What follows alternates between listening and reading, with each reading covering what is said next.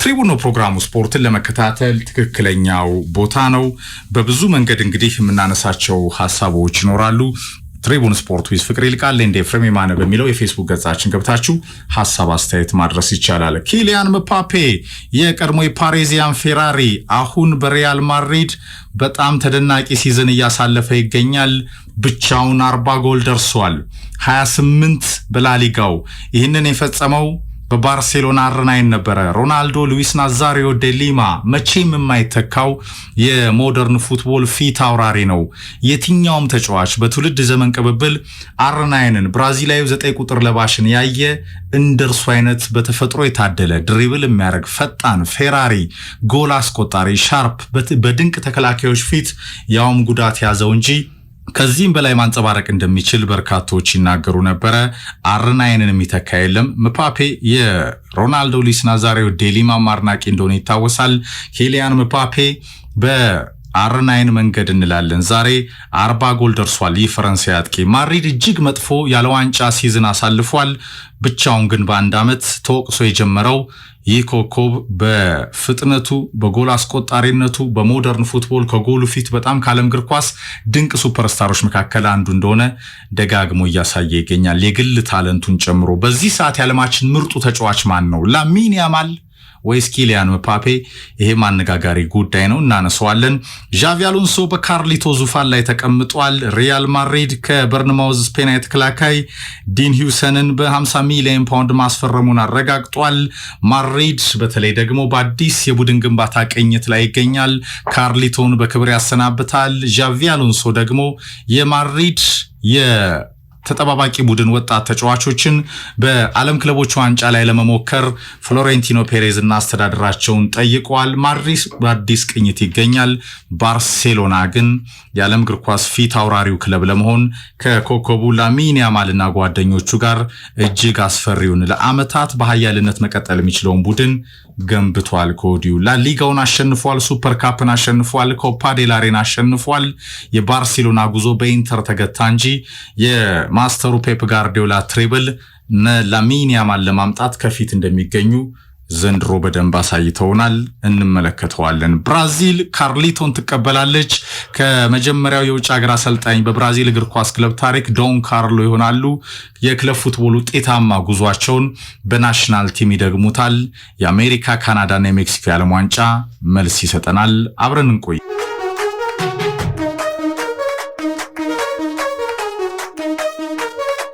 ኪሊያን ምባፔ በአርናይን መንገድ ፍቅር 40 ጎል ደርሷል። ሮናልዶ ሉዊስ ናዛሪዮ ደ ሊማ የማይደገመው የዘመናዊ እግር ኳስ ድንቁ አጥቂ ያኔ 97 ላይ በሰር ቦቢ ሮብሰን ስር በባርሴሎና መለያ 28 የላሊጋ ጎሎች ያስቆጠረ ድንቅ ነበረ። አሎንሶ በካርሊቶ ዙፋን ማድሪድ ብራዚል እናነሳቸዋለን። ኪሊያን ምባፔ ምናልባት ኤፍሬም እንደው አሁን ላሚን ያማል እያልን አወራን እና ርዕሰ ጉዳዩን ሰጠ ነው እንጂ እሱም ገና በ18 ዓመት ዕድሜ የዓለም ዋንጫ ፋይናል ላይ የነበረ ነው። 2018 እንደውም ሰሞኑን ሳስታውሰው ነበር የሩሲያን ይሄ ሩሲያ ሪፐብሊክ የተመሰረተችበትን በዓል አስመልክቶ ሰሞኑን ትልቅ በዓል አለ አይደል? ሬድ ስኩዌር ያ የተመለከትነው ታሪካዊ ቦታ ላይ የዓለም ዋንጫን ተንተርሶ የተመለከትነው ቦታ ላይ በጣም ትልቅ ሴሌብሬሽን ነበርና ወደ ሩሲያ ጉዟችንን እኔ አንተ መኳንንት ያ በጣም የማይረሳውን ጉዞ ሳስታውስ ነበር። 26 ቀናት ያ የዓለም ዋንጫ ምናልባት ዋና መስሉ ከተባለ ኪሊያን ምባፔ ይመስለኛል። ገና በ18 ዓመቱ ፋይናሉ ላይ ከክሮኤሺያ ጋር በነበረው ጨዋታ ጎል አስቆጥሯል። ከዛ አስቀድሞ ፈረንሳይ ብዙ ቡድኖችን ስትጥል 4 የሚደርሱ ጎሎችን አስቆጥሮ ነበር። ከፔሌ ቀጥሎ በትንሽ ዕድሜ ጎል ያስቆጠረ ተጫዋች እንደነበር እናስታውሳለንና የ2018 የሩሲያ ዓለም ዋንጫ ወጣቱ ተጫዋች ተብሎ ተመርጦ ነበር። በጣም ጥቂቶች ናቸው እንደዛ መሆን የሚችሉት የሚመስለኝ። በዛ ዕድሜ ላይ የዓለም ዋንጫን አሸንፈው ኮከብ ተብለው ኢምፓክት በዛ ልክ የሚፈጥሩት እንደ ምባፔ አይነት ተጫዋቾች ናቸው። ልክ አሁን ላሚን ያማልን በምናነሳበት ልክ ስናነሳው ነበር።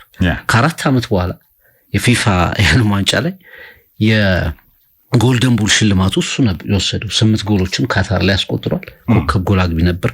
በተለይ ሊዮኔል ሜሲ የዓለም ዋንጫው ድንቅ ተጫዋች ነው ካልን ያ ደጋግሞ አርጀንቲናን የመታውን ሃትሪክ ብቻውን ፈረንሳይን የዓለም ዋንጫ እንድታሳምር እስከ መጨረሻው የታገለውን ኬሊያን ምባፔን ደግሞ መርሳት አይቻልም እና በጣም አቺቭ ያደረገ በጣም ድንቅ ተጫዋች ይሆናል ተብሎ የተጠበቀ በትንሽ እድሜ ወደ ከፍታ የመጣ 2021 ላይ ከፈረንሳይ ብሔራዊ ቡድን ጋር እንደዚሁ የኔሽንስ ሊግ ሻምፒዮን ነው።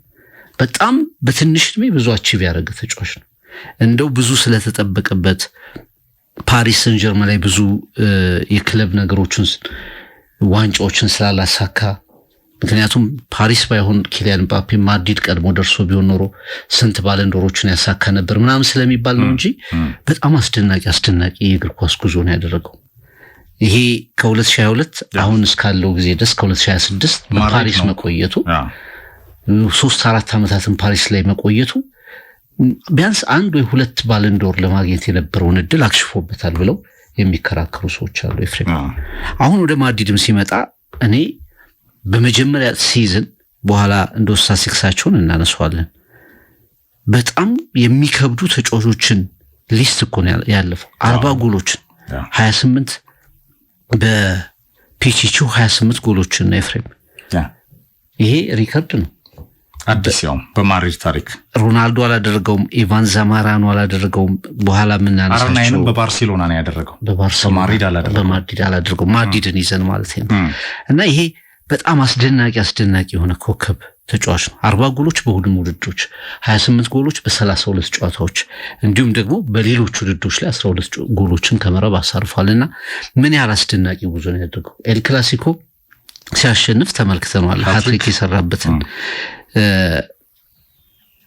እና ማድሪድ ዋንጫ ለማግኘቱ አሁን በቀላሉ ወይ ላሊጋን ወይ ቻምፒየንስ ሊግን የሚያሸንፈው ማድሪድ እሱ ሲደርስ ዋንጫ ለማግኘቱ ካልሆነ በስተቀር ለዛውም ስሎ ስታርት አድርገ የሚወቀስ ከቡድን ጋር ያልተዋሃደ ምናምን ተብሎ የሚተች ስታርት አጀማመር አድርገህ ስትጨርስ ግን በዚህ ልክ ለመጨረስ የኬሊያን ምባፔን አይነት ታለንት የሚያስፈልግ ይመስለኛልና ዓለም ወደፊት በደንብ ሊልለት የሚችለው ሮናልዶ 33 ጎል ነው ሩድ ቫን ኒስተልሮይ ሌላኛው አጥቂ ነው 33 ጎል ነው ሮናልዶ ናዛሪዮ ዳለማ 30 ጎሎች ናቸው ስለዚህ ሁሉንም ኮከቦች አውት ፐርፎርም አድርጓልና 40 ደርሷል የ7 ጎል ልዩነት ኤፍሬም በጣም አስደናቂ ጉዞ እያደረገ ያላት እግር ኳስ ኮከብ ነው ምናልባት የማድሪድ መጪ ጊዜ ሲስተካከሉ ይሄ ፍርስርስ ያሉት ነገሮች ቅርጽ ሲይዙ ዋናው ሰው የምንመለከተው ሰው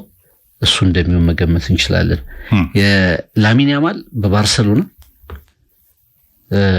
ኪሊያን ምባፔ በሪያል ማድሪድ ሜሲ በባርሴሎና ሮናልዶ በሪያል ማድሪድ ያ ትንቅንቅ በጥቂት ጊዜያት ውስጥ ሊመጣ እንደሚችል ፍንጭ የሰጠበትን ፐርፎርማንስ ነው በአመቱ ያሳየው ማለት ምንችል ይመስለኛል በጣም አሪፍ እይታ ነው በተለይ ኪሊያን ምባፔ ሮናልዶን ሞዴል አድርጎ ያደገ ነው CR7 እያንዳንዱ ከልጅነት አንስቶ ፕሮፋይሉን ስትመለከት በቃ ካልጋው አካባቢ የማይጠፋ ነው CR7 ሞዴሉ ነው ሜሲ እና ያማል ይነጻጸራሉ አይደል ያማል የአርጀንቲና የጥበበኛ ሊዮኔል ሜሲ አልጋውራሽ እንደሆነ ዓለም ያምናል አጫውታቸው ሁለቱም የግራ እግር መሆናቸው መነሻቸው ባርሴሎና ላማሲያ ብዙ አሶሲዬሽን አላቸው ፍቅር ያማል ኮንፊደንሱም ይገርም ነው ከሜሲ አታነጻጽሩኝ ሜሲ በጣም ትልቅ ተጫዋች ነው እኔ ራሴ መንገድ አለኝ በራሴ መንገድ ደግሞ ታላቅነትን ለማግኘት የሚጥረውና ገና ኮዲው በጣም ሱፐርስታር የሆነ ቬንገር በጣም እኔ ያስማማኛል የሪዮ ፈርዲናንድ በጣም የተለየ ነው ምክንያቱም በ15 አመቱ ማን አለ ይላል በ15 አመት ማን አለ በባርሴሎና ዋናው ቡድን የሚጫወት በ15 አመቱ ላሊጋን ያሸነፈ ማን አለ በ16 አመቱ ገና 17 ዋዜማው ላይ ሆኖ ፍቅር የአውሮፓ ዋንጫ ለሀገሩ ያመጣ ማን አለ 17 ደፍኖ ወደ 18 ሳይሻገር ገና 100 ጨዋታ ይደረሳሉ 100 ጨዋታ ለባርሴሎና ይሄንን የፈጸመው ላሚን ያማል ነውና የያማልን የወለደች ማህፀን ትባረክ ነው የሚለው ለዓለም እግር ኳስ ጸጋ በረከት ነው ቬንገርም በጣም ኢንሴን ነው ይላሉ 100 ለባርሴሎና በሃይ ሌቭል ፍቅር ትልልቅ ዋንጫዎችን ያሸነፈ ከ17 አመት ላይ በጣም ከባድ ነውና ዛሬ ፋብሪዚዮ ሮማኖ አንድ መረጃ ይዞ ወጣ ጠዋት ወደ 4 ሰዓት አካባቢ ላይ ፍቅር ማን ነው ከ4 ሰዓት በፊት አካባቢ ላይ እኔም ግርሞኛል ሳይሆን እንትኑን ይሄ ማርኬት ቫልዩ ብሎ በ17 ዓመትህ ማለት ነው። በ17 ዓመትህ ኪሊያን ምባፔ 250,000 ፓውንድ ብቻ ነበር የሚገመተው ቢሸጥ። በ17 ዓመቱ ምባፔ ልክ ነህ። 18 ላይ እኮ ወርልድ ካፕን ራሽያ ላይ ያሸነፈ ነው። ኤሪን ሃላንድ 300,000 ፓውንድ ነበር በ17 ዓመቱ የሚገመተው። ኤዲን ሃዛርድ 400,000 ፓውንድ ነበር። ኔይማር በ17 ዓመቱ ሳንቶስ እያለ 1 ሚሊዮን ፓውንድ ነው ፍቅር። ቪኒ ጁኒየር 10 ሚሊዮን ፓውንድ በ17 ዓመቱ። ያው ዘመኑ ጨመራለ። ሮድሪጎም 10 ተመሳሳይ። ከዛ ቤሊንግሃም በ17 ዓመቱ 27 ሚሊዮን ፓውንድ። አንሱ ፋቲ ከላማሲያ 40 ሚሊዮን ፓውንድ። ያውም እንደ ታለንቱ ያላደገ ይሉታል ይሄ ተጫዋች ፍቅር። በብራይተን መጥቶ ነበረ። ላሚን ያማል ኢንሴን ነው 180 ሚሊዮን ፓውንድ በ17 ዓመቱ ቢሸጥ በጣም ያስደነግጣል። ግን እዚህ ተጫዋች ቁጥሮች ሜዳ ላይ የሚያደርገውን ነገር በቻምፒየንስ ሊግ ፉትቦል፣ በላሊጋ፣ በትልልቅ ሃይ ሌቭል መድረኮች፣ በአውሮፓ ዋንጫ የስፔን ዋናው ተጫዋች፣ የባርሴሎና ዋናው ተጫዋች፣ የዓለም እግር ኳስ ደስታ ምንጭ ዋናው ተጫዋች ሆኖ በመምጣቱ ይህ ተጫዋች 20 ዓመት 22 25 አካባቢ ስንት ሊሸጥ ነው ፍቅር? 400 500 በጣም ይገርማልና ለኔ ቀጣዩ ዘመን እንደጠቀስከው ነው። ማድሪድ፣ ባርሴሎና፣ ባለንዶር፣ ሜሲ CR7 20 ዓመት የዓለም እግር ኳስን በእጃቸው ያረጉት ሰዎች አሁን በክብር የሚሸኙበት ሰዓት ላይ ደርሰዋል። ወደ ፀሐዩ አመሻሽ ላይ ነው አንጸባራቂ እግር ኳስ ህይወታቸው። ግን ያማል በባርሴሎና ከላማሲያ ፈርጦች ጋር፣ ሪያል ማድሪድ እንደገና ደግሞ ቆዳውን ገፎ የሲዝኑን ደካማ ያለ ዋንጫ ያጠናቀቀበትም ከኪሊያን ምባፔ ጋር ይመለሳል። ምባፔ ግን ብቻውን ፍቅር ቡድን ብቻውን ሻርፕ ጎል አስቆጣሪ ብቻውን ለባለንዶር የቀረበ ማድሪድ ቻምፒየንስ ሊግን ቢያሸንፍ ላሊጋን ቢያሸንፍ ኪሊያን ምባፔ ወርቅ ኳሱ ይሱ ነበር ፍቅር። አሁን ግን ወርቅ ኳሱ የት እንደሚሄድ አታውቅም አይደለ? ለመገመት ይከብዳል። ስካሎኒ እንደተናገረው ከሆነ በዚህ ሰዓት የዓለም እግር ኳስ ድንቅ 5 ተጫዋቾች አሉ አለ። አልቫሬዝ ከአትሌቲኮ አለ የራሱ ልጅ፣ ላውታሮ ማርቲኔዝ ከኢንተር ሚላን አለ፣ ላሚን ያማል ኪሊያን ምባፔ ይላል። እነዚህን ተጫዋቾች ከፊት ያስቀድማል። የሚያስማማ ነው። ምናልባት ኪሊያንን በጊዜ ስኬቱን ስላሳየን በጊዜ ወደ ላይ ስለመጣ ብዙም ኤክስፔክት ስላላደረግንበት አምስተኛው ዴምቤሌ ራሱ እየጠለቀ የነበረ ተጫዋች እኮ ነው። በባርሴሎና ምን ያህል ያልተሳካ ጊዜ እንዳሳለፍ በተሰጠው ልክ ያልተገኘ ተጫዋች እንደነበር እናስታውሰዋለን። አሁን በፓሪስ ራሱን እንደገና አግኝቶ በአንድ ሲዝን ወደ ላይ ከሚመጡት ወደ እንደው አሁን ባለንዶሩን ማን ያሸንፋል ስትል ሰፊ ድል ያለው ኦስማን ደምቤሌ ቻምፒየንስ ሊግ ቀርበት ያዘ። ሶስትዮሽ ነው የሚያነሳው ፓሪስ ሰን ጀርመን። ሊጉን አንስቷል፣ ኮፕ ደ ፍራንስን አንስቷል። ቻምፒየንስ ሊግን ካነሳ ሰፊ ድል አለው። ኢንተር ሚላን ውስጥ ያማልም ከምባፔም በላይ ውጤቱን ማቴሪያል አድርጋል። ምን ከክለብ ጋር ምን አመጣ የሚለው ነገር ደጋግሞ ሲታይ ተመልክተናል። አንዳንዴ ለምሳሌ 1992-93 ነው ዛማራ ነው የመጣው 37 ጎል ነው ያስቆጠረው ቺሊያዊ ማድሪድ። ይሄ እየጠለቀ ያለ በጣም ወሳኝ ሚድፊልዱ በሙሉ በተመታበት ሰዓት ቶኒ ክሩስ፣ ካስሜሮ፣ ሉኪታ አለ ግን እየደከመ በመጣበት ሰዓት ነው የመጣው። ተመልከተ የካርሊቶ ኩያ ብለው በጣም ማድሪድ ብዙ ነገሩን እየጨረሰ ዲክላይኑ ላይ ነው የመጣው። ምባፔ በዚህ ሲዝን 40 ጎል ከስንት ዓመት በላይ ሮናልዶ አልፏል፣ እንደ ራውል ወይ ደግሞ ቫን ኒስተልሮይ ብዙ አይነት ጨራሾች ባለፉበትና ከ30 ዓመት በላይ የቆየን ሪከርድ እኮ ነው የሰበረው። ትክክል ነው። ዴስቴፋኖ ፑሽካሽን መታነሳለ አስደናቂ ሪከርድ ነው ያስመዘገበው። አሁን ዘንድሮ ከሮበርቶ ሌቫንዶቭስኪንም በማስከተል ፒቺቹን እየመራ ይገኛል። ኮከብ ጎል አግቢ ሆኖ ያጠናቀቃል ተብሎ ይጠበቃል። እንዲህ አይነት ሲዝን አሳልፈ በግልህ ቡድንህ ግን ማድሪድ ራሱ ሆኖ አንተ በዚህ ልክ ጎል አስቆጥረህ ምንም ትሮፊ ያለማሳካት ለማድሪድ በጣም የሚያስቆጭ ነው። በተለይ ተጫዋቹ ነው ለስታስበው 40 ጎል አስቆጥረህ ብዙ ተለፍቶ ብዙ ተጠብቆ ነው ሄደው ተለምኖ ነው ሄደው ሲጀምር። ለዛው ምን አጀማመሩ የቡድኑ ጠላት ይመስል ነበር እንዴ። አጀማመሩ ባይበላሽ ኖሮ የተወሰኑ ተጫዋቾችን ቤንች ሆኗል። እንደውም ማድሪድ ቡድኑን ለማስተካከል ኪሊያን ምባፔን ቤንች ማድረግ አለበት የሚሉ ካምፔኖች ነበሩ። ይሞክራል አያገባም እና ብዙ ጨዋታዎች ባክኖበታል ወደ ሪትም እስኪገባ ድረስ። ከዛ ግን በሱ ጎሎች ብቻ ማድሪድ 21 ነጥብ በቀጥታ ከኤምባፔ ጎሎች ብቻ 21 ነጥብ ያገኝባቸውን ኮንትሪቢዩሽኖች አድርጓል። በአብዛኛው በትልቅ ምሽቶች ላይ የተገኘው ተጫዋች ኤል ክላሲኮዎችን ጨምሮ ኬሊያን ምባፔ ነው። ፕላስ ቪኒሲየስ ጁኒየር፣ ሮድሪጎ የአምና ፐርፎርማንሳቸው ላይ አይደሉም። የአምና የባለንዶር ተሸላሚ ፐርፎርማንስ ነበር ቪኒሲየስ ጁኒየር ሲያደርግ የነበረው። እንደውም ለሮድሪጎ ተሰጠ በሚል የነበሩትን ቅሬታዎች ታስታውሳለህ። ለማንቸስተር ሲቲው ሮድሪጎ ተሰጠ ተብሎ ሮድሪ አሁን ሁለቱም ተጫዋች ዊንግ ላይ ያሉ ተጫዋቾች ፐርፎርማንሳቸው ቀንሷል። ቤሊንግሃም በጣም ቀንሷል። ቤሊንግሃም ማምና በዲቤት ሲዝኑ 20 ጎል አስቆጥሯል። ፐርፎርማንሱ በጣም የተለየ እንደነበር እናስታውሳለን። የዘንድሮ ቤሊንግሃም ብቅ ጥልቅ ነው የሚለው። በተለይ የመጀመሪያ አጀማመሩ ደግሞ እንደ ምባፔ ሁሉ በጣም መጥፎ አጀማመር ነው የነበረው። ኡራጓዩን ኮከብ ቫልቨርደን ወሰደው። እንደዚሁ ማድሪድ ሁሉ ነገሩን ፊዚካሊ እስኪደክም ድረስ ተጠቅሞበታል። ዘንድሮ በልኩ ኮንትሪቢዩት አላደረገም። ተከላካይ መስመሩ የፈረሰ ነው። አማካይ መስመሩ ደካማ ነው። አጥቂ ብቻ ነው ያለው እና ኬሊያን ምባፔ ባይኖር ኖሮ ማድሪድ ብለህ ስታስብ ብዙ ነገር ሊያጋጥመው ይችል ነበር። ስለዚህ ወደፊት አሁን ኤል ክላሲኮ ላይ 3 ጎሎች እሱ ናቸው። 3 ጎሎች መሆናቸው ብቻ ሳይሆን ወደፊት ፕረስ ማድረግ፣ ማስጨነቅ፣ አንድ እድል ሲኖር ጥሶ እነሱን እድሎች የመጠቀም እንደውም ራሱ ሮናልዶ ሉዊስ ናዛሪዮ ዲሊማን እኮ ያስታውሳል ይመስላል። ጌጣሴ የሚሄድበት መንገድ፣ ከዛው ነገሮችን የሚሞክርበት መንገድ፣ አንዳንድ ኳሊቲዎቹ እሱንም ሲያስታውስ እንመለከተዋለን እና ምናልባት እሱ ሲተችበት የነበረው ኤፍሬም ከማድሪድ ታክቲካል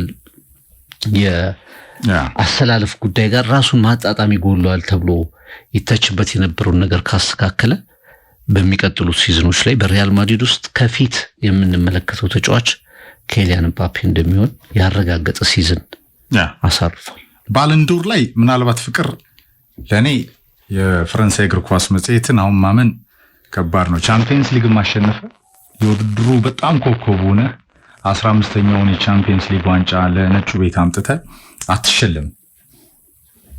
ወደኋላ ራሳቸው የተሳሳቱትን መጽሐፍ ገልጠው አታቱርክ ላይ ያሸነፈውን ሮድሪን የሸለሙት ብዙ አከራካሪ ነበር አይደለ? ለሮድሪ አይገባውም ሳይሆን አንዳንድ ሰዎች እንደዛ ነው የሚረዱት። የቪኒሲየስ ባለንዶር ለሮድሪ ተሰጥቷል። ሮድሪ በሚሸለምበት ወቅት ነበር መሸለም የነበረበት። ይሄ ክርክር አሁንም ሊመጣ ይችላል ፍቅር። ለምሳሌ ያማል ፍሮንት አለ ዲዘርቭ በነገራችን ላይ ምክንያቱም በአውሮፓ ቻምፒየንስ ሊግ እና በዚህ በባለንዶር መመዘኛ መሰረት ከሆነ ፍቅር አምና የተደረገው ነገር ዘንድሮም ሊደገም ይችላል። ፔዤ ወይ ደግሞ ኢንተር ሚላን ቻምፒየንስ ሊግን አንዳቸው ቢያሸንፉ ከኢንተር ሚላን ቡድን ነው መልኩ ቡድን ነው ፍቅር። ኢንዛጊን ኮከብ አሰልጣኝ አድርገህ ምናልባት ላውታሮ ማርቲኔዝ ነው ወደፊት የምታመጣው፣ አለበለዚያ ሶመርን በዛ ሰሚፋይናል ብቻ አትመርጠውም። ዲፌንሱን አትመርጠውም። ኢንተር በአብዛኛው ቡድኑን ነው የሚሸልመው እንጂ የኮከቦችን አታወጣበትም። ባርሴሎና ስትመጣ ያማልን ከፊት ታመጣለህ ፍቅር። ለሚን ያማል ሱፐርስታር። ማድሪድ ስትመጣ በዚሁላ ክራይሲስ ውስጥ ኬሊያን ምባፔ ይሸለማል ብላ አትጠብቅ። ምክንያቱም ያሸነፈው ዋንጫ ምንም የለም በሀገር ቤትም በምንም። ግን ኢንዲቪጁዋል ጉዞ ጎሎቹ የሚገርሙ ናቸው። ይሄ ተጫዋች የወደፊቱ የባለንዶር ፊት አውራሪ እንደሚሆን ምንም ጥርጥር የለውም። ፔዤ ስትሄድ ዴምቤሌን ታስቀድማለህ እንዳልከው። የፈረንሳይም ይሄ በጣም ቆንጆ አሶሲዬሽን አለ እንደምታውቀው። እኔ አሁን ፍሬንች ፉትቦል ፍቅር ምባፔን የሚናፍቅ ይመስለኛል። ይሄ ምባፔ ከርስም ያለ ይመስለኛል። ምክንያቱም በፔዤ ምንም በቃ ያውም ከኤንሪኬ ጋር ቢቆይ ኑሮ በዚህ ኤንሪኬ ቡድን ውስጥ ምን ያህል ስኬታማ ይሆን ነበር የሚለውም ጥያቄ ነው አይደል? ኬሊያን ምባፔ ምክንያቱም ልቡ ማድሪድ ነው። በነገሰበት ክለብ ደግሞ ዋንጫዎች ይፈልጋል። እሱ ሲሄድ ክለቡ ተነሳ። ማድሪድ ደግሞ ዜሮ ሆነ። እንደውም እኮ ኤንሪኬ ምን ብሎ ነበር መሰለኝ ፍሬም፣ ባለፈውም ስንሰራው ነበር እንደ ኬሊያን ምባፔ ቢሆን ኖሮ አለ እንደሱ ጎል ማስቆጠር ቢሆን ኖሮ ፔዤ 4-5 ቻምፒየንስ ሊግ በኖረው ኖሮ 4 ቻምፒየንስ ሊግ ይኖረው ነበር። ግን ቡድን አይደል የሱ ጎል ማስቆጠር ብቻውን ምንም አያመጣም። ፔዤ ቡድን ሆኖ አያውቅም። ለዚህ ቡድን ላለመሆኑ እሱም ኮንትሪቢዩሽን ነበረበት አይደል? ራስ ወዳድ ነበር። የቡድን መከፋፈሉ ላይ በጣም ትልቅ ተዋናይ ነበር። ከነ ሜሲ ኔይማር ጋር የነበረው ውህደት እንዳይመጣ ራሱ የፈረንሳይ ተጫዋቾች እና የላቲን ተጫዋቾች ወይም ሌሎቹ ተጫዋቾች የነበራቸው ፍትጊያ ውስጥ መሪ ነበር። እኔ እንደውም አሁን ማድሪድ ውስጥ ሲገባ ያሳየውን ማድሪድ በእርግጥ የኮከቦች ዓለም ነው። እዛ ገብተህ የተለየ ነገር ሊሆን እንድትል በጊዜ ሂደት ሊፈቀድልህ ይችላል። ልክ ሮናልዶ በኋላ እንደሆነ ስታሳይ ፐርፎርም ስታደርግ፣ ግን እንደሄድክ ያንን ማድረግ አልቻለም። ሲወቀስም አድፍጦ ሰርቷል። እረፍትም ተሰጥቶት ነበር ከፈረንሳይ ብሔራዊ ቡድን ትዝ ካለ ለፈረንሳይ ብሔራዊ ቡድን 1-2 ጨዋታ እኮ ዲዴሾ ትተውት ነበር። በስነ ልቦናም በጣም ክራይሲስ ውስጥ ገብቶ ነበር። ኋላ አዳፕት ሲያደርግ ግን እንዴት የማድሪድ ቁልፍ ተጫዋች እሱ አሁን ማድሪድ ምረጥ ብትለው መጀመሪያ ሲጀምር ምባፔ ተቀምጦ ሮድሪጎን እንደበፊቱ ማጉላት ይሻላል የሚሉ ነገሮች ነበሩ አይደል? አሁን ግን ማድሪዶች ምረጡ ቢባሉ ኮከባቸው ነው ወደፊቱ ምረጡ ቢባሉ እኔ ብዙ ልዩነት የሚኖር አይመስለኝም። ቡድኑ በማን ጉዳይ ይሰራ አሁን የሁለቱ ይጣላሉ አይደል? በፖዚሽን አንዳንዴ ከሌፍት ተነስቶ ሲገባ ነው እሱ ጥሩ የሚጫወተው ከቪኒ ጋር ቪኒም ያንን ነው የሚወደው። አሁን አንዳንዴ ግን ከሁለቱ የግድ መምረጥ ቢኖርብህ ሪያል ማድሪድ ኬሊያን ምባፔን የሚመርጥ ይመስለኛል። አሁን ካለው ፐርፎርማንስ ላይ ማድሪድ እየተሰራ ነው ፍቅር። አሁን ዲፌንስ እየገዛ ነው። ቶኒ ክሩስ ሁለቱን አዳፕት የሚያደርግ ሲስተም የሚያመጣ አሰልጣኝ መሆን አለበት። አሁን ትልቁ ጥያቄው እሱ ይሆናል። ያንን ካላደረክ ግን የምትመርጥ ከሆነ እኔ ወደ ኬሊያን የሚያደላ ይመስለኛል። ዝም ብዬ በፐርፎርማንሳቸው ስገባ አዲስ አሰልጣኝ ነው፣ አዲስ ሪቮሉሽን ነው። ግዢዎች እየተፈጸሙ ነው። አሁን የዚህ የዴን ሂውዘን የስፔናዊ ተከላካይ በበርንማውዝ ጥሩ ሲዝን ያሳለፈ 50 ሚሊዮን ፓውንድ የማድሪድ ሌላው የተከላካይ መስመር ኮከብ ይሆናል። ማድሪድ ባክፎሩ እንደገና ደግሞ አሁን አልፎንሶ ዴቪዝ በዚህ አርኖልድን አምጥቷል። ካርቫሃል ይመለሳል። በእርግጥ ምርጥ ግብ ጠባቂ ያለው ከነ ተጠባባቂ ሁሉኔን ድረስ ፍቅር ምሰሶ ማስተሩ መሐንዲሱ ቶኒ ክሩስን አንቸሎቲ በክብር ከሸኙ በኋላ ግን ለፔሬዝ በፍጥነት በምባፔ ዳንኪራ ውስጥና በምባፔ አቀባበል ውስጥ በ200 ሚሊዮን ፓውንድ እንግዛችሁ ተብለዋል። ናስር እምቢ ያሉት ሰው በዜሮ በጀት ፍቅር በርናባው ሲደርስ የነበረ አቀባበል የተለየ ነበር። በዛ ዳንኪራ ውስጥ የቆየው ሪያል ማድሪድ የዘራውን አጭዷል ፍቅር።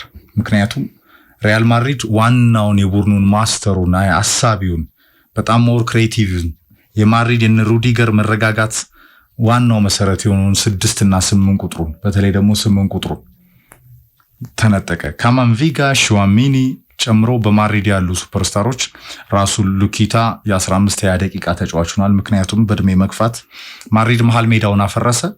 የተቆረጠ መሃል ሜዳ ኖረ። እንደገና ጉዳት በዛ።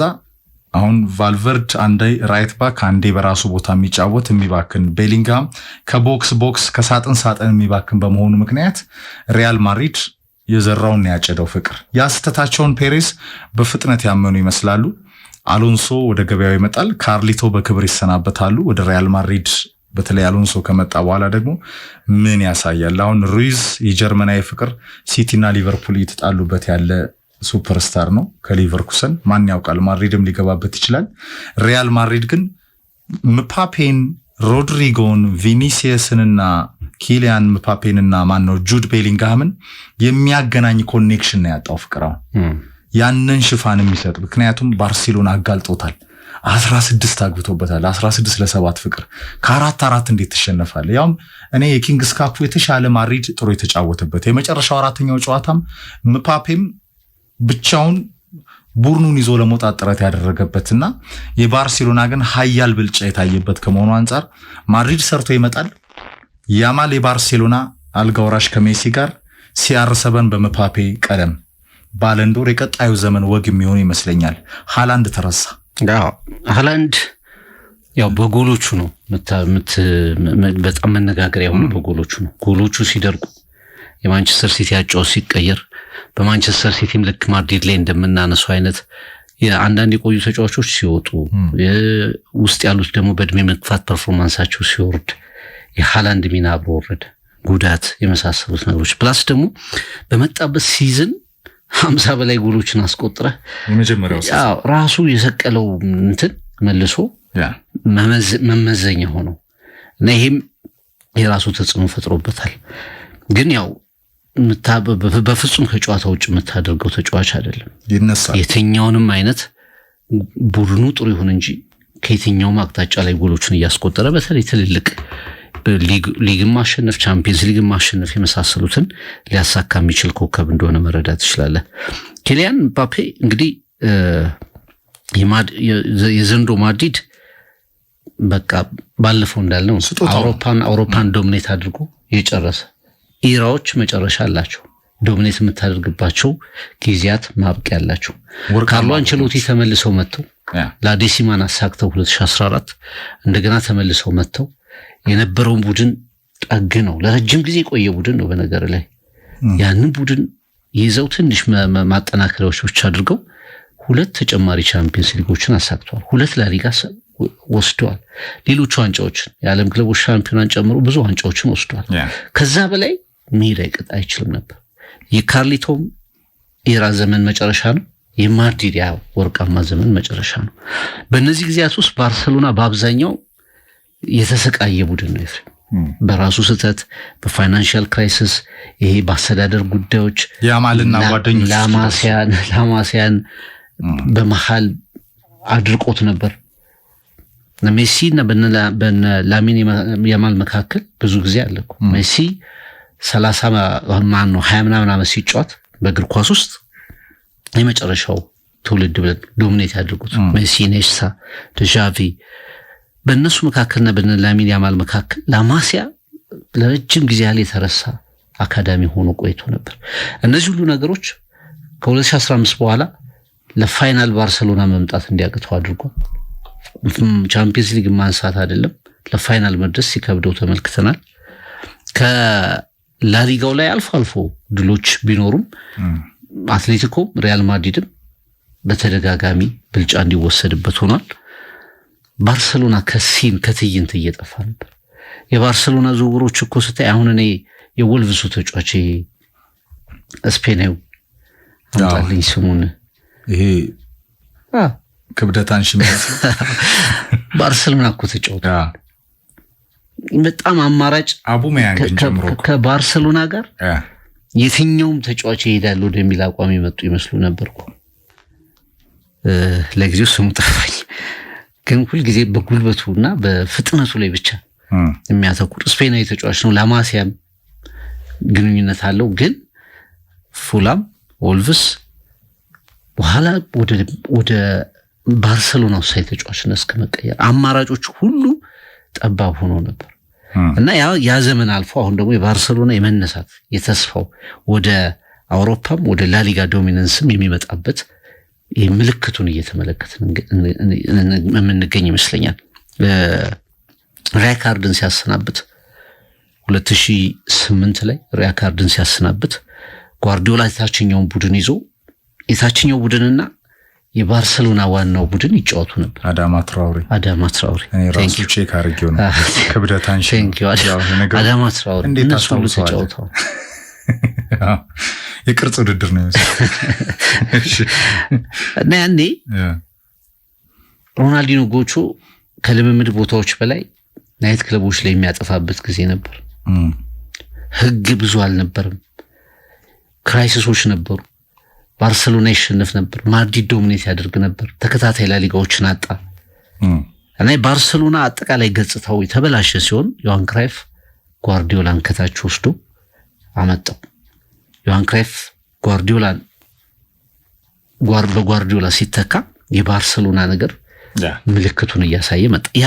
ያንን ትራንዚሽን እያየን ይመስለኛል አሁን በባርሰሎና ውስጥ ዳግም 2 3 4 ማጠናከሪያ ግዢዎችን ካደረገ በእነዚህ ወጣት ተጫዋቾች ላይ ኤክስፒሪየንስ በተለይ ኤፍሬም አሁን ቻምፒየንስ ሊጉንም ዘንድሮ ያጡት እኔ በልምድ ምክንያት ይመስለኛል። ጌም ማኔጅመንታቸው ጌም ማኔጅመንት፣ ልምድ፣ ካፕቴን፣ ሊደር የሆኑ ተጫዋቾች እንደዛ አይነት ነገሮችን 2-3 ማጠናከሪያዎች ካደረገ የወደፊቱ በጣም ከምንጠቅሳቸው ዶሚኔት እግር ኳሱን ዶሚኔት ሊያደርጉ ይችላሉ ብለን ከምናስባቸው ቡድኖች አንዱን እየተመለከትን እንደሆነ እረዳለሁ። ምትሃቱ ላኩ አላቸው ፍቅር። አሁን ካየ ባርሴሎና እንደ ልቡ ነው የሚያገባው፣ ግን ከፍቶ ነው የሚጫወተው። ለምን 88ኛው ደቂቃ ላይ ራፊና ያን ጎል አስቆጥረ 5 ደቂቃ በቃ ዲፕ እንኳን የመከላከል ሐሳብ አልነበረውም። በተቃራኒው ኢንተር ሚላን የነበረውን ስትራቴጂ በካታላን ላይ በኦሎምፒክ ስቴዲየም በነበረው ጨዋታም ደሬ ባሸነፈችበት ማለት ነው ወደ ካምፕ ኑ እስኪገቡ ድረስ ፍቅር ኢንተር ሚላን በጣም የጨዋታ ዝግጁነት ይሄ ከፍ ያለ ከ3-5-2 የሲሞኔ ኢንዛጊ ኳሊቲ ጋር ፍቅር ቅያሬዎቹ ጌም ማኔጅመንቱ ድንቅ ነበር። ጎል የሚያስቆጥርበት መስመሮችን የሚጠቀምበት። ባርሴሎና ግን ለኮከቦቹ ሁሉ ነገር ይሄ ድራማውን ቲያትሩን የሰጠ ነበረ። 3 ወጡ፣ እዚህ መጡ። ከ2-0 ወደ 2-2 3-2 ካረገ በኋላ ኢንተር ሚላን ወደ 30 ደቂቃ ሳይሄድ በነበረችው 5 ደቂቃ ላይ ሌላ ጎል ለማግባት ይፈልጋል። ሌላ ጎል ለማግባት ትሪኩን ነው እንዳለ ያዙት። ከቀይ መስመር ይነሳል ምታቱ ከያማል እነ ፔድሪ ቃኛሉ መሃል ሜዳው ላይ ፍቅር ራፊና ጎል ያስቆጥራል። ሌላው ማጂሺያን ነው። የሎቫንዶስኪ ልምድ እንዳለ ሆኖ ላማሲያና እዚህ ተፈጥሯዊ ስጦታው ፍቅር ሁሌ ደግሞ አንድ ሱፐርስታር ይዞ ይመጣል። በፕሮግራሙ ላይም ያንን በደንብ ተናግረነዋል። ብዙ ሪያክሽን ያገኘንበት ነውና ባርሴሎና ልክ ነህ ጌም ማኔጅመንቱን ሲያስተካክል ኤክስፔሪየንሱን ዴቨሎፕ ሲያደርግ ያማል የተናገረው ነው። ከፊታችን በጣም ብዙ አመታት አለ ደጋግመን ይሄንን የአውሮፓ ዋንጫ ቻምፒየንስ ሊግን ለማሸነፍ ፋይናል ላይ ለመገኘት ለባርሴሎና ለማምጣት ቃል እንገባለን ብሏል። ያደርጉታል ፍቅር እንዳትጠራጠር። ባርሴሎና ልክ ነህ በጣም ኮፒ ፔስት አመታት ተመልሶ በጋርዲዮላ ዘመን የነበረውን ሽግግር የያዘ ይመስላል ከቀውሱ ማግስት። ሪያል ማድሪድም ግን የሚተኛ ክለብ አይደለም። ምፓፔን በCR7 ዙፋን ላይ አስቀምጠው KB9ንም አስታውሰው ፍቅር ቪኒሲየስን እንዳንረሳ መጥፎ ሲዝን አሳልፏል። ተነስቶ ይመጣል። የዓለም ዋንጫ ሲዝን ነው ቀጣይ አመት። ካርሊቶ እንመጣባቸዋለን። አሁን ወደ ማድሪድ ማን ነው ብራዚል ፍቅር ሮድሪጎ መጥፎ ሲዝን አሳልፏል። ስሙ ከአርሰናል ጋር እየተያያዘ ነው። የሚሄደውም ተጫዋች ይሆናል ግን ማጠናከሪያዎችን ያመጣል ሪያል ማድሪድ። አይመስለኝም ግን እኔ ፍቅር በጣም ማድሪድ ካለው አሶሲዬሽን እንደዚህ አይነት ሱፐር ታለንቶችን አይለቅም ማድሪድ። ቤሊንግሃም ከና አቅሙ ማስታወስ ነው። ቫልቨርድ ወደ ቦታው ይመለሳል በፎርሙ። አሎንሶ ሚድፊልድ፣ አሎንሶ ተከላካይ፣ አሎንሶ ሌፍት ባክ፣ ሜንዲም እያለ ዊክ ሊንክ ነው። ስለዚህ ሪያል ማድሪድ የማይተኛው ተቀናቃይ ነው። ሁሌ አንድ የምንላት አባባል አለች፣ አንድ አመት ሪያል ማድሪድ ይለቀሃል። ሰሚፋይናል ደርሶ እኮ ነው በቃ መጥፎ ሲዝን አሳለፍ የሚባለው። 40 ጎል የሚያስቆጥር አጥቂ አሁን ማንቸስተር ዩናይትድ በተቃራኒ የማንቸስተር ዩናይትድ ዋናው አጥቂ ሆይላንድ ነው። 5 እኮ ጎል የለውም። እውነቴን እኮ ነው የምልህ። በየ3 ወሩ እኮ ጎል የሚያስቆጥር አጥቂ ይዘህ መቼም አሞሪም እኮ ባይበሳጭ ቅር ባይለው ነው የሚገርመው። አሁን ደግሞ ተመልሶ ጥሩ የፒአር ስራ ሰርቷል። በጣም ለመልቀቅ ሩቅ ነኝ እኔ ዩናይትድን ችግሩን ፈተናውን እረዳለሁ ብሏል ይህ አሰልጣኝ ፍቅር። የዩናይትድ ሁሉ ነገር እንግዲህ በኤሮፓ ሊግ ዋንጫ ፋን ማኔስ ላይ ኦፕሬሽኑ ይወሰናል ፍቅር። ፈርጉሰንም ያንን ተናግረዋል። የግሎሪ ዴይን ዘመን መመለስ የመጀመሪያው ዋንጫው ይቀድማል አይደለ? የዩናይትድ ችግር ከዩሮፓ ሊግ ዋንጫ በላይም ቢሆን ዋንጫው ግን ለኔ ይቀድማል። ማድሪድ ግን መጥፎ ሲዝን አሳለፈ ተብሎ 40 ጎል የሚያስቆጥር በአንድ አመት ፍቅር ከዴስቴፋኖ እስከ ፑሽካሽ ከራውል ጎንዛሌዝ እስከ KB9 R9 እንደገና ራሱ CR7ን ጨምሮ ሁሉንም የደመሰሰ አጥቂ ይዘዋል። ስለዚህ ቀጣዩ ዘመን ለኔ ኤል ክላሲኮ፣ ሪያል ማድሪድ፣ ባርሴሎና፣ ባለንዶር ትልልቅ ሱፐርስታሮች ከካታሎኒያን እስከ ማድሪድ ይቀጥላል ፍቅር። እድሜ ለጀነራል ፍራንኮ አትልም? ያጦዘው ይሄንን ደርቢ ኮሱ ነው ፍቅር ባርሴሎናን በድሎ። ከዛ በኋላ ግን ኤል ክላሲኮ ትልቁ መጽሐፍ ነው። ካርሊቶ አሎንሶን መጣበታለን ፍቅር። አሎንሶ በተለይ መልካም ስራ በባየር ሊቨርኩሰን ባየሬና ሰርቷል። ያንን በማድሪድ ይለያል አይደለ? የማድሪድ ጫና ከፍ ያለ ነው። ካርሊቶ በክብር ይሸኛሉ። በሳቸው ልክ የተሰፋ አሰልጣኝ እንዲሆን ይፈልጋል። ካልሆነ በፍጥነት ደግሞ ኩዊክ ፊክስ ዚዙ እንዳለ እንዳትረሳ ልፈልጌ ነው። ልጃቸው ነው የፔሬዝ። በማንኛውም ሰዓት ማድሪድ ከጠራው ለማሰልጠን ዝግጁ ነው። 3 ቻምፒየንስ ሊግ ያሸነፈው ዣቪ አሎንሶን ትተነው ወደ ካርሊቶ ስንመጣ ግን ፍቅር ብራዚል እኒያ አሰልጣኝ ዳግም ወደ ክለብ ፉትቦል የሚመጡ ለኔ አይመስለኝም። ትልቁን ግን የዓለም እግር ኳስ ሀገር ይዘዋል። ከ1950 የማራካናዞ ጠባሳ በኋላ ፔሌ ጋሪንቻ ተፈጠሩ።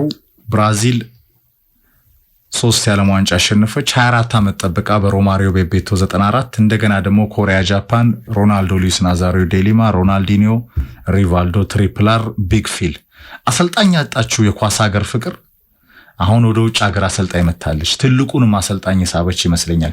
የብራዚል ተጫዋቾች አሶሲዬሽን እና ዶን ካርሎ ሊሰምር ይችላል። አሰልጣኙ ላይ ብዙ ጥያቄ የለም። ካርሎ አንቸሎቲ ምንም ድንቅ አሰልጣኝ መሆናቸው በአንድ ሲዝን አትለካቸውም። በሄዱበት ሊግ ጣሊያን፣ ስፔን፣ ጀርመን፣ ፈረንሳይ የትም ቦታ አቺቭ ያደረጉ አሰልጣኝ ነው። 7 ቻምፒየንስ ሊግ፣ 5ቱን በአሰልጣኝነት 2ቱን በተጫዋችነት ከአሪጎ ሳኪ ሚላን ጀምሮ በጣም ድንቅ አሰልጣኝ እንደሆኑ ይታወቃል። በተለይ የማን ማኔጅመንት ስኪላቸው ኤፍሬም የብራዚል ተጫዋቾችን የበለጠ ለመያዝ የሚያግዝ ስኪላቸው ይሆናል ተብሎ ይታሰባል። አስቸጋሪዎች ናቸው ብራዚሎች እንደሚታወቀው፣ በተለይ ከሀገራቸው ሲወጡ ናሽናል ቲሙ ላይ መቼም ሀገሪቱ ላይ ታለንት ችግር አይሆንም። ብራዚል ላይ የታለንት ችግር አታነሳም። ግን ቡድን መስራት የብራዚልን ይሄ የሚታወቀው ባህል የእግር ኳስ ባህል ከዛ ደግሞ ወደ አውሮፓ በብዛት በመሄድ አሁን በትንሽ እድሜያቸው ነው ቀድሞ የሚሄዱት። በፊት እዛው ክለባቸው ላይ ታይተው በስለው ጎምርተው ነበር ወደ አውሮፓ የሚመጡት። አሁን ትልቁ ዓላማ አውሮፓ መሄድ እየሆነ መጥቷል እና የአውሮፓ የኳሲት ባህል ደግሞ ብራዚልን ዶሚኔት አድርጓል። በሁለቱ ውህደት መሃል ደግሞ ብራዚል ራሷንም አልሆነችም፣ የአውሮፓ ቲምም አልሆነችም። አይተህ ከሆነ 2002 ያ ቡድን ራሱና ክሌበርሰን ጂልበርቶ ምናምን የነበሩበት ያ ቡድን ከፊት ሮናልዶ አለው፣ ሪቫልዶ ያ ቴክኒኩ አለው፣ ሮናልዲኒዮ አለው። ብራዚልን ግን ደግሞ በአውሮፓም የሚመስል ቡድን ነበሩ። መከላከሉ ዲፌንሲቭ ሚድፊልደሮቹን ክሌበርሰንና ጊልበርቶ የአውሮፓ ስታይል ነበሩ። በዛ ብሌንድ የአውሮፓ ዋንጫን አነሳ። ከዛ በኋላ ግን 2006 ትውስታ ውስጥ የሉም። 2010 ደቡብ አፍሪካ ትውስታ ውስጥ የሉም። 2014 ጭራሽ በደጋፊያቸው ፊት ተዋርደው ወጡ። ኔይማር ተጎድቶ ከወጣ በኋላ 2018 እንደዚሁ በቤልጂየም ተባረሩ። 2022 በክሮኤሺያ ልክ እሱ ጨዋታ በጣም በሚያስቆጭ መዳፋቸው ላይ የገባ ድላተው ተሰናበቱ።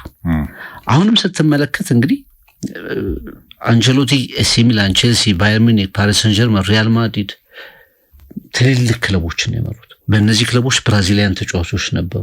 ቀላል ማንተላቸው በቁጥር የቀረበም ግንኙነት አላቸው ከብዙ ተጫዋቾች ጋር ቪኒሲየስ ጁኒየር፣ ሮድሪጎ፣ ኤደር ሚሊታው፣ ማድሪድ እንኳ ከዛ ውጭ ከብዙዎቹ ጋር በሊጉ ባላቸው ግንኙነት ይታወቃሉ። ይህም ፖቴንሻል ተጫዋቾችን በመረዳት የሚፈልጉትን በማወቅ ወደፊት ያመጣሉ ተብለው በብራዚል እግር ኳስ የመጀመሪያው ዲሲዥን ብራዚላዊ ያልሆነ አሰልጣኝ ሆነው እንዲመጡ ተሰጥቷቸዋል። እንግዲህ አንዱ ትልቁ ቻሌንጅ የሚመስለኝ ባለፈው 24 ዓመት ሊሞላው ነው የብራዚል ብሔራዊ ቡድን በዚህ ልክ ወደ ዋንጫ ሳይመጣ ረጅሙ ዕድሜ 94 እነ ሮማሪዮ እስኪያጥፉት አሁን እንደገና ያንደገሙት እኮ ኦልሞስት ደረሰ 24 ዓመት አካባቢ። ስለዚህ አሁን ያለውን ነገር አንዳንዶቹ ተጫዋቾች እንዳልኩህ የተጫዋቾች ኳሊቲ የለውም ጥራት የለውም ብለው የሚከራከሩ አሉ። የብራዚል ብሔራዊ ቡድን ከዚህ በፊት እንደወደቁት ብሔራዊ ቡድኖች ይሄ ብራዚልን ከፍ የሚያደርጉ አይነት ታለንት ያለው ቡድን አይደለም ብለው የሚናገሩ አሉ። ሁለተኛው ያው ተቃውሞም አለባቸው። በነገር ላይ አንቸሎቲ ስለሆኑ ትልቅ አሰልጣኝ ስለሆኑ ነገሮች ወደ ሚዲያ በይፋ አልወጡም እንጂ ከሀገሪቱ ፕሬዝዳንት ጀምሮ እንዴት ብራዚልን የምታክል ሀገር ለውጭ አሰልጣኝ እድል ትሰጣለች የሚሉ ተቃውሞች ነበሩ። አሁን ፌል ለማድረግ ብዙ እድል አታገኝም እንደዚህ ሲሆን ኤፍሬም። እኔ ከላቲን አሜሪካው ብራዚል አትቀርም፣ የዓለም ዋንጫ ማጣሪያ ታልፋለች። ብዙ ሀገራትም ስለሚያልፉ አሁን ኮታውም ስለተጨመረ ኦልሞስት እንደዚህ ዘግነ ነው የምታልፈው። የላቲን አሜሪካው ውድድሩ ነው እንጂ ከባድ ለማለፍ በጣም ቀላል ውድድር ነው። ኢቭን የመጨረሻ እጣ ፈንታ እንኳ ከኦስትሪያ ጋር በደርሶ መልስ አንድ እድል ታገኛለህ እና ብሔራዊ ቡድኑ ያልፋል ያልፋል። ግን አሁን ስፔንን ስትመለከት የጀርመን ብሔራዊ ቡድን ባለፈው የተመለከትነው ጥራት አለ። ሌላው ቀርቶ የእንግሊዝ ብሔራዊ ቡድን የመጨረሻውን እንትን አያነሳም እንጂ ስኬት ትልልቅ ተጫዋቾች እና ጠንካራ ብሔራዊ ቡድን እኮ የሆነ መጥቷል። ሌላው አርሰናል እኮ ነው። ዲዲዬ ዴሾ ፈረንሳይ አይጫወትም ግን አለ። ቡድኑ ጥሩ አይጫወትም ግን የሻምፒዮንነት ቡድን 2 ተከታታይ ዓለም ዋንጫ ላይ ፋይናል ደርሷል። ኔሽንስ ሊግ አሸንፏል። በቀላሉ ከላይ ይመጣል ከብዙ የተጫዋቾች አማራጭ ጋር። አርጀንቲናን ተመልከት። አርጀንቲና ሜሲ ሞቶ ቢሆን ቡድኑ ጠንካራ ሊሆን እንደሚችል ፍንጭ የሰጠ ውድድር ብራዚልን በቅርቡ ምንድን ነው ያደረጉት? ያለ ሊዮኔል ሜሲ ያለ ዲማሪያ ኤክስፒሪየንስድ ማርቲኔዝ አልነበረም፣ ኢቭን ላውታሮ ማርቲኔዝ አልነበረም ኢቭን እና በዚህ ልክ ቶሎ ማምጣት ይችላሉ የብራዚልን ነው ትልቁ አንቸሎቲን የሚፈትናቸው ጉዳይ ይሄ ይመስለኛል። ግን ብራዚል አንቸሎቲን በማግኘቷ ምድለኛ ነች። አንቸሎቲም ወደ ብራዚል መሄዳቸው ትልቅ እድል ነው የሚሉ አስተያየቶችም ጎን ለጎን ይሰጣሉ። ለወርቃማ የስልጠና ኬሪየራቸው ፍቅር ትልቁ አዋርድ ነው በጡረታ ዘመናቸው። ናሽናል ቲም ላይ የክለብ ፉትቦል አይነት መርሃ ግብሮች የሉ ከፊፋ ስኬጁል ጋር በወዳጅነት ጨዋታዎች አሁን ይሄ ማራቶን የዓለም ዋንጫ ኮፓ አሜሪካ። ስለዚህ በጥሩ ሪሊፍ አውሮፓ ላይ የሚያውቋቸውን ተጫዋቾች ይዘው ብራዚሊያን እንዴት ውጭ ሀገር አሰልጣኝ እኛ ባለሙያ ተን የሚለው ጥያቄ ሊመጣ ይችላል። ግን አጥተዋል። በቃ ይሄ እኮ ሀቅ ነው ፍቅር። ጠንቃቃው ዛጋሎ፣ ቴሌ ሳንታና፣ ካርሎስ አልቤርቶ ፔሬራ ከዛ በኋላ ቢግ ፊል ዱንጋ ከዛ በኋላ ዱንጋን ሞከሩ እኮ ለሻስ ምንድን ሆኖ ነው የወጡት ፍቅር?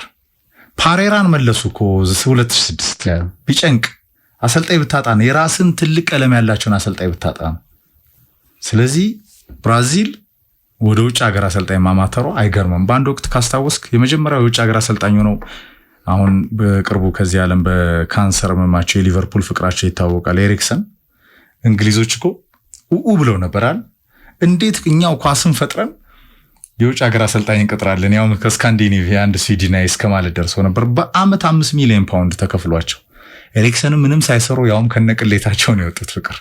ያ ዘ ፌክ ሼክ የኒውስ ኦፍ ዞርለድ ይታወሳል። ካፔሎ ሞከሩ፣ ሁለተኛ ሞከሩ፣ ካፔሎ ሞከሩ፣ አልሆነም። ይሄው ተመለሱ ወደ ሳውዝጌት። የተሻለ ነገር የሰራው ሳውዝጌት ነው። ራሽያ የዓለም ዋንጫ፣ አውሮፓ ዋንጫ፣ ፋይናል፣ ሰሚ ፋይናል ግራ የገባቸው ስለሆኑ አሁን ደግሞ እንደገና ወደ ጀርመን ሄዱ እኮ ቱሄል። እንግዲህ እኛን ነው ማየት። አሁን ብራዚልም ወደዛ መታለች ፍቅር። ብራዚል ግን ትልቁን አሰልጣኝ ይዛለች። ብራዚል የካርሊቶ አንደኛው አሳይመንት እርግጠኛ ነኝ ኮንትራታቸው ላይ ዓለም ዋንጫው ነው። የአሜሪካ፣ ሜክሲኮ፣ ካናዳ የዓለም ዋንጫ ነው። ካዜሚሮን፣ ኔይማር የቡርኔ መሪ ናቸው ብለዋል ከወዲሁ ፍቅር። ካዜሚሮ የተገለለው ተጫዋች ነበር። ያለበትም ክለብ የራሱን ፐርፎርማንስ መውረድን ተከትሏል። ኔይማር ብርጭቆ ሆኗል ፍቅር። ሳውዲ አረቢያ እንኳን በአግባቡ መጫወት አልቻለም፣ በየጊዜው እየተጎዳ። ይህን ተጫዋች ግን እንደምንም ጠጋግነው የድሬሲንግ ሩሙም የመልበሻውም ክፍል የሀገሪቱን መሪ አድርገው። አሁን ኔይማር ከአርጀንቲና በነበረው ጨዋታ ቅድም ያልከው ትልቅ ነጥብ ብራዚል ፕላስ አውሮፓ ነበር ቡድኑ ይመስል የነበረው። አሁን ድፍን ያለ አውሮፓ ብቻ ነው የመሰለው ቡድኑ። እነ ጆይሊተን የነገሱበት እነ ብሩኔ ጊማሬዝ ፍለጠው ቁረጠው ሁላ ያለበት። አሁን ጆይሊተን አይነት ተጫዋች፣ ጊማሬዝስ ቴክኒካል ነው ፍቅር። አብዛኛው አጥቂው ላይ እኮ ሪቻርድሰን ያለበት አጥቂ እንግዲህ መድኃኒዓለም ያሳየ ከቶተናም። ኔይማር ራሱ እንደዚህ ሆኖ ቢገባ ይሻላል። አሁን ስታስበው አሁን እኮ ጆጎ ቦኒቶ የለም አይደል? ይሄ ፊሊፔ ሜሎ እኮ እሱን ነው ያለው። ኔይማር በአንድ ክራንች እዚህ ብሔራዊ ይሻላል። እኔ አሁን በቅርብ ጊዜ ካካ፣ ሮናልዲኒዮ፣ ኔይማር ራሱ ሮማሪዮ፣ ሪቫልዶ this is ብራዚል የምትለው እንዴ? አንዳንዴ እኮ ተሸንፈውም ራሱ ብራዚልን ማየት ትፈልጋለህ። ክሬቲቭ ናቸው፣ ኢምፕሮቫይዝ ያደርጋሉ፣ ይፈጥራሉ። እግር ኳስ በቃ በእነሱ ነው የሚያምረው። ከቢጫው መለያ ብሔራዊ ቡድን ጥሩ ከተጫወተ ማነጻጸሪያው ብራዚል እንዲሆን ያደረጉ ነበሩ። አሁን እኮ ብራዚል ቢጫው መለያ ብቻ ነው ያለው። ከብራዚል ባህል የሳምባ ፉትቦል የሚሉት ቢጫ መለያው ብቻ ነው የሚያስታውስ። ኮከቦች እየጠፉ መጥተዋል። አሁን ምናልባት ቪኒሺየስን ታነሳዋለህ፣ ግን ናሽናል ቲሙ ላይ ፍጹም በዛ ልክ ኢምፓክት የሚፈጥር ተጫዋች አልሆነም። ስለዚህ አንድ ትልቁ ታስካቸው ያው በውጤት ብራዚልን ወደፊት ማምጣት ነው። ሁለተኛ ደግሞ ብራዚሎች የሚወዱትን ባህል የእግር ኳስ ባህልም ወደ ማምጣት እንዲሄዱ ማድረግም ግዴታቸው ይሆናል። እኛም የምንወደው ፍቅር ዓለምም የሚወደው this is ብራዚል ሲባል አሁን አርናይንን መፍጠር ከባድ ነው አይደል? ለብራዚል አይደለም ለዓለም እግር ኳስ እኮ ከበደ ፍቅር። ሮናልዶ፣ ሉዊስ ናዛሪዮ ዴሊማ አይደገምም እኮ በቃ ማራዶና እንደማይደገመው፣ ፔሌ እንደማይደገመው፣ ጋሪንቻ እንዳልተደገመው፣ ዚዳን እንደማይደገመው ነው እኮ። ሮናልዲኒዮ ያ ቲያትረኛ ፍቅር በቃ አይደገምም እኮ። አሁን ብራዚል እንግዲህ ሪንጉ ላይ የሚገጥሟት ስፔን ያማል የሚመራው በጣም የላማሲያ የማድሪድ ኮኔክሽን ያለው ድንቅ ቡድን ፍቅር ቀዳሚ ተገማሽ ነው። አውሮፓ ዋንጫው እንዴት እንዳሸነፈ አይታል። ጀርመን የቶርናመንት ቲም ነው፣ ይመጣል ነጩ መለያ ከነጥቁሩ ለብሶ ይመጣባል። ጣሊያን የቶርናመንት ቲም ነው። ፈረንሳይ እንዳልከው ነው፣ ከዴሾ ጋር ውርስ ይመስላል። ዴሾ የያዘው የመጨረሻው ነው፣ ውርስ ግን አይመስልም። ከጆዋኪም ላቭ ቀጥሎ እኮ እንዲያ ይሄን ያዘውም እየተወቀሰ እኮ ቡድኑ ጥሩ አይደለም አይጫወትም እየተባለ ግን ዴሾ ታማኝ ሆኗል። ዚዳን እሱን ነው እኮ የሚጠብቀው ስለ ስልጠና ለመመለስ። እኔ ዚዙ ይገርመኛል። ዚዳንን የሚያሰለጥን ነው አይመስልኝ። በቃ ፈረንሳይን ማድሪድን የሚያሰለጥነው ዚዙ እና በጣም የተከበረው ኮከብ ነው። በነገራችን ላይ ፈረንሳይም እንደዛ ነው ፍቅር እና ምናልባት ብራዚል ለካርሊቶ ፈተና ይሆናል። ትልልቅ የቶርናመንት ቲሞች አሉ፣ ግን የዓለም ዋንጫው ላይ ቀጣይ ዓመት እዛው አሜሪካ እናያቸዋለን። ካርሊቶን ብራዚልን መመለስ ይፈልጋሉ። ካዜሚሮን መሪ ማድረግ ይፈልጋሉ። ኔይማርን የቡድኑ ዋና ቀለም ማድረግ ይፈልጋሉ። ይሄ የተገፉት የብራዚል ኮከቦችን በራሳቸው አቋም መውረድ በጉዳትም ምክንያት ብራዚል ግን የሚያሳምነን ነገር ፍቅር ይሄ በሴሪዋ ያሉ አሰልጣኞች ፍሌሜንሴ በለው በብራዚል ሪዮ ደርቢ በለው በምን ያሉ በሳኦ ፖሎ በለው ያሉ አሰልጣኞች የትም ምንም አያረጉ ፍቅር ደጋግሞ እኮ ተሰጧቸው። በጊዜያዊነት በኬርቴከርነት በዋናነት ተሰጣቸው ምንም ማድረግ ያልቻሉ አሰልጣኞች ናቸውና ብራዚል ከነ ፓሬራ ቢግፊል በኋላ ውበት ያለው ቀለም ያለው የሚከበር ትልቅ አሰልጣኝ ማፍራት አልቻለችም። ትልቁ የእግር ኳስ ሀገር ይሄን ተከትሎ ነው ትልቁ ቴብል ላይ ያለው ውሳኔ። ፕሬዝዳንቱ ተቃወሙ። አንዳንዴ ሎያል ነን የሚሉ ብራዚሊያን የእግር ኳስ ቤተሰቦች ቢቃወሙ ብራዚል ውጩን አማትራለች። ስካሎኒን እንኳን መፍጠር አልቻለችም። የስካሎኒን ስታይል ለመያዝ እኮ ጎረቤቱ አርጀንቲናን አይነት ሮድማፕ ተከትላለች። አርጀንቲና ብዙ ከፍላለች 36 ዓመት እውነት ለመናገር ይህንን ፎርሙላ ለማግኘት ብዙ ተጫዋቾች ፈጥራለች እስከ ትልቁ ሊዮኔል ሜሲ ድረስ። መጨረሻ ላይ ያው ስካሎኒ ስንት ጉምቱ አሳቢ አሰልጣኞቿን ያላደረጉትን አድርጎ በሜሲ ዙሪያ ወሳኝ ቡድን ገንብተው የዓለም ዋንጫን ከሜክሲኮ 1986 የማራዶና ታምር በኋላ አዚቴክስ ስታዲየም 100,000 ተመልካቾች በነበሩበት ያ ጀርመኖችን አፍዝዞ ዋንጫ ካነሳ በኋላ አርጀንቲና ከ36 ዓመት በኋላ ወደ ንግስና መታለች። ግን ትልልቅ አሰልጣኝ በልታለች። ብዙ ትልልቅ አሰልጣኞች ቤልሳ አርጀንቲና ይሄ ቡድኗ እኮ እውነት ለመናገር ወረቀት ላይ ስትመለከተው ይሄ ቡድኗ ነው ወይስ ያኛው ቡድኗ ብለህ ከ1998 ወደ ኋላ 94 ዝም ብለህ መተህ ቡድኖቹን ስታይ እኮ ከሜሲን አውጥተህ ይሄ ቡድን የዓለም ዋንጫ ቀርቶ ምድብ ውስጥ ላይ መውደቅ ያለበት ቡድን እኮ ስቶክ ሲቲ ነው። ግን አንዳንዴ የቡድን ስሜት ትልልቅ አጥቂዎች ሄርናን ክሬስፖ ባቲስቱታ እኮ የነበሩበት ቡድን እኮ አርጀንቲና ያላደረገችው ነገር አልነበረም። ያ ታለንት ትክክለኛው ሰዓት ላይ ሲደርስ ግን ዋንጫ አንስቷል። 2014 ፋይናል ላይ ተሸንፈው 2022 ላይ ግን ዋንጫ አንስተዋል። የሜሲም ትክክለኛው ዕድሜ አልነበረም። እውነት ለመናገር እኮ የመጥለቂያው ዕድሜ ላይ ነው። ዲዘርቭ 2004 በጽናት በመቆየት ምክንያት 2014 ፋይናል በጀርመን የተወሰደባቸው በማሪዮ ጎትሰ ጎል የተወሰደባቸው ዋንጫ ራሱ በጣም የሚያስቆጭ ነበር። ብራዚልም ስትመጣ ከዚህ በፊት ፍላሚንጎ፣ ሳንቶስ፣ ፓልሜራስ፣ ሳኦ ፖሎ፣ ኮሪንቲያንስ የምትላቸው ቡድኖች የዓለምን ኮከብ ይፈጥሩ ነበር። አርጀንቲና ክለቦቿ አሁን እኮ የዓለም ኮከብ ከላቲን አሜሪካ የመምጣቱ ነገር ራሱ አደጋ ውስጥ ወድቋል። ብራዚልና አርጀንቲና አሁን ሜሲ ከሄደ በኋላ ከብራዚል ኔይማር እንደዛ ከከሸፈ በኋላ ቀጣዩ ኮከብ ሁሌ የዓለምን ኮከብ የዓለምን እግር ኳስ ዶሚኔት የሚያደርጉት ላቲኖች እንደነበሩ እና ኤንድሪክ ናቸው ገና ነው። አሁን ያም ተተኪው ኮከብ ብዙ እየታየ አይደለም። ኤንድሪክ ማድሪድ መጥቶ እንግዲህ እያየነው ነው ገና አመታት ነው። ፖቴንሻሉ ያለው ግን አይመስልም። በነ ሜሲ በነ ኔይማር ሌቭል በፍጹም ፖቴንሻል ያለው አይመስልም። እና ቻሌንጁ ይሄ የአውሮፓው ካልቸር የብራዚል ብቻ ሳይሆን የላቲን አሜሪካ ይሄ ክሬት ማድረግ ነገሮችን መሞከር እግር ኳስን እንደ ጥበብ ማድረግ የሚለውን ይሄ ላቲንን ዶሚኔት ያደረገውን የኳስ ስታይልም ጭምር አውሮፓ ዶሚኔት እያደረገው መምጣቱን ትረዳለህ።